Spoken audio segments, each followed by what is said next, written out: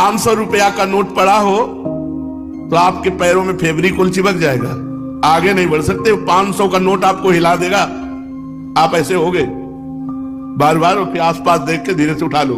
500 रुपया आपको आगे नहीं बढ़ने देगा। अगर 10-20 नोट 500 के पड़े हो और आसपास कोई हो ना, और आपको फिर उनको क्रॉस करना हो, निकल जाना हो वहां से, फिर आपकी परीक्षा होगी कि आप कितने बहादुर हो कि आप उनको रौंदते हुए निकल जाओ।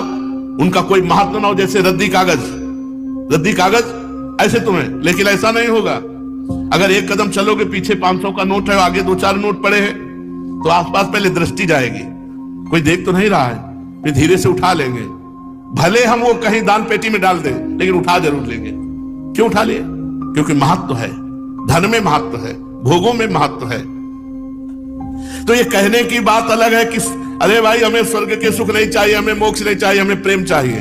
हम तो ठुकरा देते हैं स्वर्ग के सुखों को, मोक्ष को ठुकरा देते हैं, और 500 का नोट ठुकरा के आगे नहीं बढ़ सकते हैं। अगर गुलाब जामुन मिठाई की बात आ जाए तो मुंह में पानी आ जाएगा, और ठुकरा देते हैं मोक्ष, ब्रह्मानंद। ये सब कहने की बातें हैं। स्वर्ग के दिव्य दिव्य भोगों को ठुकरा सके ऐसा भगवत प्रेमी महात्मा ही केवल होता है।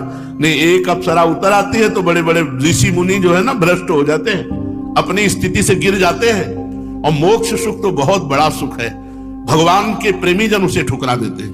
मोक्ष सुख को अगर कोई ठुकरा पाया तो भगवत प्रेमी महात्मा,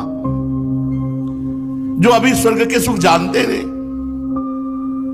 अब जैसे पहले ऋषि मुनियों के पास जो है अप्सराएं आया करती थी, बोले अमुक ऋषि के पास, जैसे विश्वामित्र जी के पास बोले मेनका जी आई, उनके पास अमुक आई। अब नहीं आती है, जरूरत है नहीं। वो तो जो समस्त इंद्रियों पर विजय प्राप्त करके मृत्यु लोक के समस्त भोग प्रणाली को रौंद दिया और हेरा नहीं उनकी तरफ, तब दिव्य लोकों की अप्सराएं उनके सामने आती है। यहां दिव्य आने की जरूरत है नहीं। तो स्वर्ग के सुख तो तब उतरे ना जब मर्त्य लोक के सुखों का विजेता हो।